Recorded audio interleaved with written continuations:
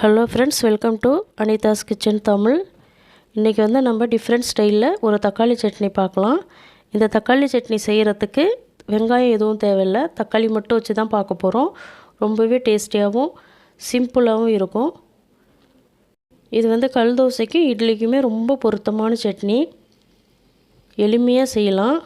வாங்க எப்படி செய்யலான்னு பார்க்கலாம். இப்போது கடாய் ஹீட் பண்ணி அதில் 1 டேபிள் ஸ்பூன் அளவுக்கு ஆயில் சேர்த்துக்கோங்க. ஆயில் ஹீட் ஆனதும் 1/4 டீஸ்பூன் கடுகு சேர்த்துக்கோங்க. ஒரு 10 வெந்தயம் மட்டும் சேர்த்துக்கோங்க, அதிகமாக சேர்க்க வேண்டாம்.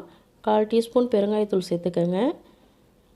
5 மீடியம் சைஸ் தக்காளி கட் பண்ணி வச்சுருக்கேன், அதை சேர்த்துக்கலாம்.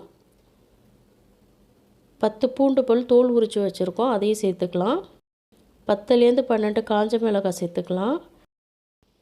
இந்த சட்னி பார்த்திங்கன்னா கொஞ்சம் காரமாக இருந்தால் தான் நல்லாயிருக்கும். ஏன்னா தக்காளி மட்டும் சேர்க்குறோம் இல்லைங்களா, புளிப்பு சுவை இருக்கும்.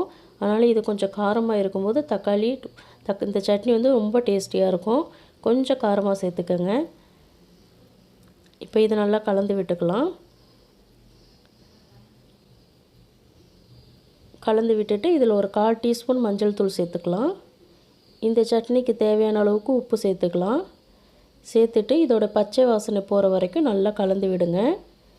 பூண்டு, மிளகாய், தக்காளி மூணுமே வெந்து வரணும். பூண்டோட பச்சை ஸ்மெல் போய் நல்லா மசிஞ்சு வரணும். காஞ்ச மிளகாயும் அதே போல் நல்லா வெந்து மசிஞ்சு வரணும். அப்போ தான் அரைக்கும் போது அதனுடைய விதைகள் எல்லாம் திட்டு திட்டாக இல்லாமல் நல்லா மசிஞ்சு வரும். அதனால் நல்லா வேக வச்சு எடுத்துக்கோங்க. இப்போ இதை கலந்து விட்டுட்டு மூடி போட்டு ஒரு 5லேருந்து 7 நிமிஷத்துக்கு இதை வேக வைக்கலாம். இப்போ மூடி போட்டு இதை வேக வச்சுக்கலாம்.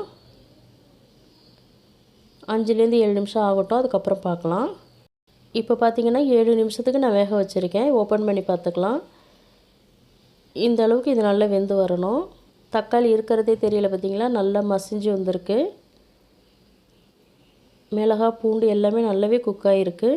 பூண்டை நசுக்கி செக் பண்ணிக்கோங்க வெந்திருக்கா இல்லையான்னு. பூண்டு மசிச்சா இதுமாரி மசிஞ்சு வரணும். இப்போ இது பார்த்திங்கன்னா நல்லா குக் ஆகிருக்கு. இதில் 1 டீஸ்பூன் அளவுக்கு ஜாகரி சேர்த்துக்கலாம்.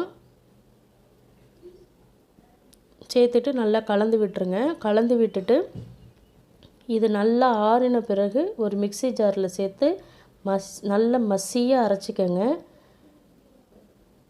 தண்ணி ஊற்ற தேவையில்லை. தண்ணி ஊற்றாமல் நல்லா ஆற வச்சு அரைச்சி எடுத்துக்கோங்க. நல்லா நைஸாக அரைச்சி எடுத்துக்கோங்க. இப்போ இதை தாளிச்சிடலாம். கடாய் ஹீட் பண்ணி 1 டேபிள் ஸ்பூன் எண்ணெய் விட்டுக்கோங்க. 1/4 டீஸ்பூன் கடுகு சேர்த்துக்கோங்க. 1 கொத்து கருவேப்பிலை சேர்த்துக்கோங்க. கருவேப்பிலை பொரிஞ்சதும் அரைச்சி வச்ச சட்னியை சேர்த்துக்கோங்க. கொஞ்சமாக தண்ணி சேர்த்துக்கோங்க. இந்த சட்னி வந்து தண்ணியாக தான் இருக்கணும்.